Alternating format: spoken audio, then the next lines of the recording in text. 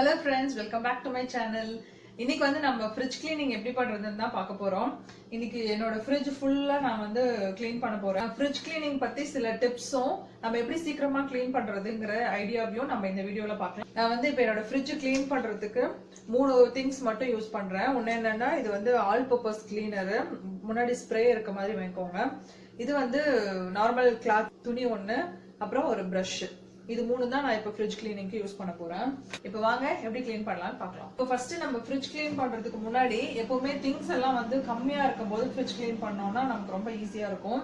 இப்போ என்னோட ஃப்ரிட்ஜ்ல திங்ஸ் எல்லாம் வந்து ரொம்ப கம்மியா தான் இருக்கு. இப்போ உள்ள இருக்க திங்ஸ் எல்லாம் ஃபர்ஸ்ட் நம்ம எடுத்து வெளியில வச்சுட்டு அப்புறமா கிளீன் பண்ண ஆரம்பிக்கலாம்.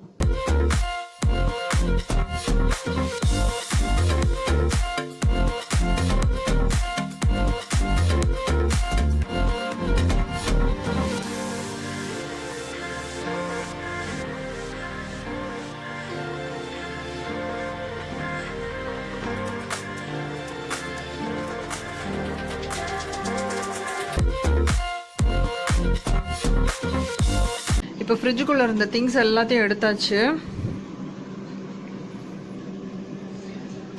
இப்போ நெக்ஸ்ட் இந்த மாதிரி ரிமூவ் பண்ற மாதிரி இருக்க பார்ட்ஸ் எல்லாத்தையும் ஃபர்ஸ்ட் எடுத்துப்போம். இதெல்லாம் வந்து ரிமூவ் பண்ணிக்கலாம். இந்த சைடுல வந்து எனக்கு ரிமூவ் பண்ற மாதிரி எதுவுமே கிடையாது, எல்லாமே வந்து ஃபிக்ஸ்டு. இதுலயே வந்து இந்த ஃப்ரிட்ஜோட சேர்ந்து அட்டாச் ஆகி வருது, அதனால என்னால இது எதுவுமே எடுக்க முடியாது. இது மூணு மட்டும் தான் எடுக்க முடியும். ஸோ அது எல்லாத்தையும் நான் எடுத்து இப்போ வாஷ் பண்ண போறேன்.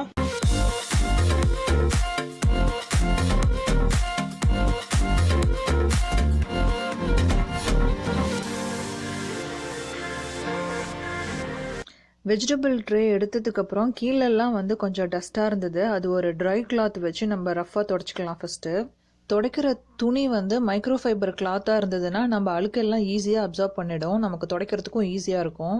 உள்ளே ரஃபாக துடைச்சதுக்கப்புறம் கீழேயும் கொஞ்சம் அழுக்கு இருந்தது, அதையும் நான் கூட்டி அள்ளிட்டேன். இப்போ ஃப்ரிட்ஜுக்குள்ளேருந்து எடுத்த பார்ட்ஸ் எல்லாம் நம்ம வந்து கழுவி எடுத்துக்கலாம். கழுவுறதுக்கு வந்து நான் டிஷ்வாஷ் லிக்விட் தான் எடுத்திருக்கேன். ஸ்பாஞ்ச் வச்சு நான் இப்போ தேய்ச்சிட்ருக்கேன். அழுக்கு கம்மியாக இருந்ததுன்னா ஸ்பாஞ்சில் தேய்ச்சாலே போயிடும், அயன் ஸ்க்ரப்பர்லாம் யூஸ் பண்ண வேண்டாம்.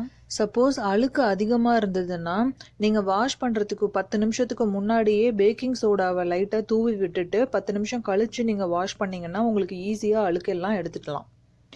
இங்கே யூஎஸ்லலாம் எப்படின்னா நம்ம ஃப்ளாட்டில் ஸ்டே பண்ணோன்னா நமக்கு இன்பில்ட்டாகவே ஃப்ரிட்ஜும் குக்கிங் ரேஞ்சும் அங்கேயே இருக்கும், நம்ம புதுசாக வந்து வாங்க தேவையில்லை. இங்கே அந்த மாதிரி நான் இங்கே வரும்போதே இந்த ஃப்ரிட்ஜ் இங்கே இருந்தது. நல்லா 6 உயரத்துக்கான ஒரு பெரிய ஃப்ரிட்ஜு தான். ஃப்ரீசர் தனியாக இருக்கும், கீழே ஃப்ரிட்ஜு தனியாக இருக்கும். எனக்கு இந்த ட்ரேலாம் கொஞ்சம் சிங்கை விட பெருசாக இருந்ததுனால வாஷ் பண்ணுறதுக்கு கொஞ்சம் கஷ்டமாக இருந்தது.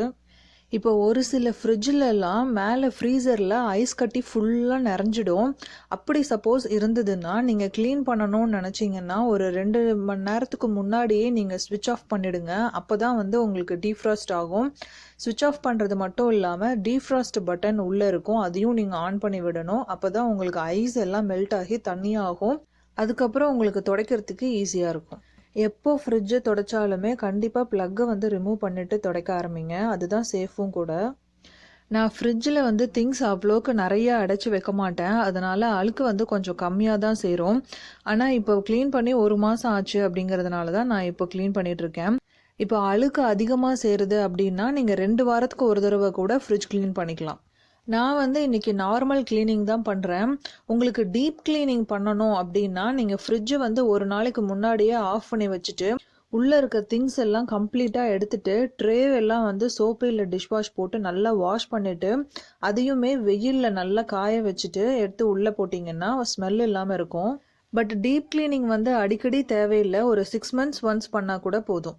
ட்ரேவெல்லாம் வாஷ் பண்ணியாச்சு. இப்போ அந்த மீன் டைமில் நம்ம ஃப்ரிட்ஜு க்ளீன் பண்ணிக்கலாம். இப்போ நான் ஃபஸ்ட்டு வந்து ஃப்ரீசரை க்ளீன் பண்ணுறேன். இப்போ ஆல் பர்பஸ் கிளீனர் வச்சு நான் மேலே எல்லாம் ஃபஸ்ட்டு ஸ்ப்ரே பண்ணிடுறேன்.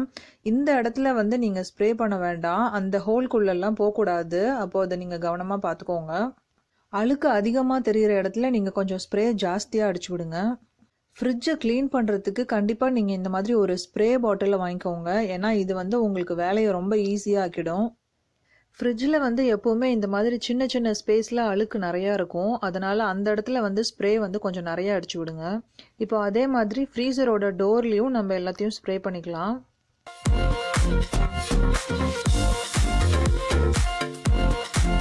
ஃப்ரிட்ஜு க்ளீன் பண்ணும்போது எப்பவுமே இந்த சைடில் உள்ள ரப்பரை வந்து மறந்துடாதீங்க. என்னோடது இந்த இடத்துல அழுக்கு இருக்கிற மாதிரி தெரியல, ஆனால் மேலே வந்து இதே மாதிரி ரப்பர் இருக்க இடத்துல எனது அழுக்கு நிறையா இருந்தது. இந்த மாதிரி ரப்பர் உள்ள சின்ன சின்ன சந்தில் வந்து டூத் ப்ரஷ் வச்சு க்ளீன் பண்ணிக்கலாம். இப்போ நான் மேலே டூத் ப்ரஷ்ஷை வச்சு தேய்க்கிறேன், எவ்வளோ அழுக்கு வருது பாருங்கள் அந்த இடத்துல. ஃப்ரிட்ஜை க்ளீன் பண்ணுறதுக்கு ஆல் பர்பஸ் கிளீனர் இல்லைன்னா பரவாயில்ல, நம்ம வீட்லேயே க்ளீனிங் லிக்விட் மேக் பண்ணிக்கலாம். அது எப்படின்னா 1:1 ரேஷியோவில் நீங்கள் பேக்கிங் சோடாவும் ப்ளஸ் லெமன் ஜூஸும் எடுத்து அதை ஒரு கிளீனராக யூஸ் பண்ணலாம். இல்லைனா அதே மாதிரி நீங்கள் 1:1 ரேஷியோவில் பேக்கிங் சோடாவையும் வினிகரையும் நீங்கள் மிக்ஸ் பண்ணி கூட நீங்கள் கிளீனராக யூஸ் பண்ணிக்கலாம். இப்போ நான் டூத் ப்ரஷ்ஷை வச்சு சின்ன சின்ன இடத்தையும் க்ளீன் பண்ணிக்கிறேன். அழுக்கு நிறையா இருந்ததுன்னா நீங்கள் இந்த டூத் ப்ரஷ்ஷை வச்சே நல்லா க்ளீன் பண்ணிங்கன்னா ஈஸியாக போயிடும் உங்களுக்கு.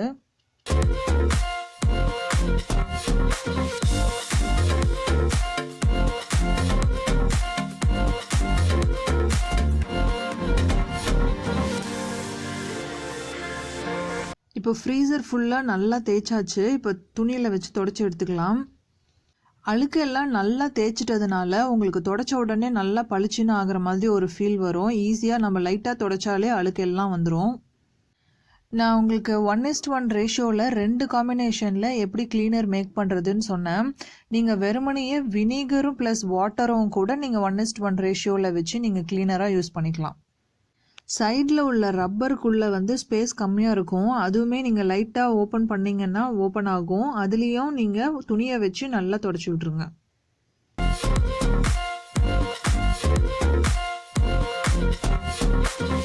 இப்போ மேலே ஃப்ரீசரை வந்து சூப்பராக க்ளீன் பண்ணியாச்சு. அடுத்து அதே மாதிரி நம்ம கீழேயும் க்ளீன் பண்ணிக்கலாம். நான் ஆல் பர்பஸ் கிளீனர் ஸ்ப்ரே பண்ணி விட்டுட்டு கொஞ்சம் அழுக்கு ஜாஸ்தியாக இருந்ததுன்னா டூத் ப்ரஷ்ஷை வச்சு நல்லா தேய்ச்சிக்கலாம். என்னோடய ஃப்ரிட்ஜ் பார்த்தீங்கன்னா உங்களுக்கு அழுக்கே இல்லாத மாதிரி தான் தெரியும், ஆனால் நான் தொடச்சி 1 மந்த்துக்கு மேலே ஆகுது. அதனால தான் நான் இப்போ வாஷ் பண்ணுறேன். பக்கத்தில் இருந்து எனக்கு பார்க்கும்போது கொஞ்சம் அழுக்கு தெரிஞ்சுது, பட் கேமராவில் எனக்கு பார்க்கும்போதே அழுக்கு தெரியாத மாதிரி தான் இருக்குது. இங்கே வந்து நான் ஃபுட் கலரிங் வச்சுருந்தேன். ஃபுட் கலரிங் எல்லாம் கீழே சிந்தி அது கலர் வந்து ஒயிட் கலரில் நல்லா அந்த பிங்க் கலர் தெரியுது. இதுவும் இப்போ வந்து நான் ஆல் பர்பஸ் கிளீனர் எல்லாம் அடிச்சிருக்கேன். ஒரு 5 to 10 மினிட்ஸ் அடித்ததுக்கப்புறம் இதை நல்லா தேய்ச்சி க்ளீன் பண்ணிடுவோம். இப்போது எல்லாத்துலேயுமே ஃபஸ்ட்டு ஆல் பர்பஸ் கிளீனர் போட்டு எல்லாம் கொஞ்சம் நேரம் ஒரு 5 நிமிஷம் ஊற வச்சுட்டு தேய்ச்சோன்னா அப்புறம் நமக்கு ஈஸியாக இருக்கும்.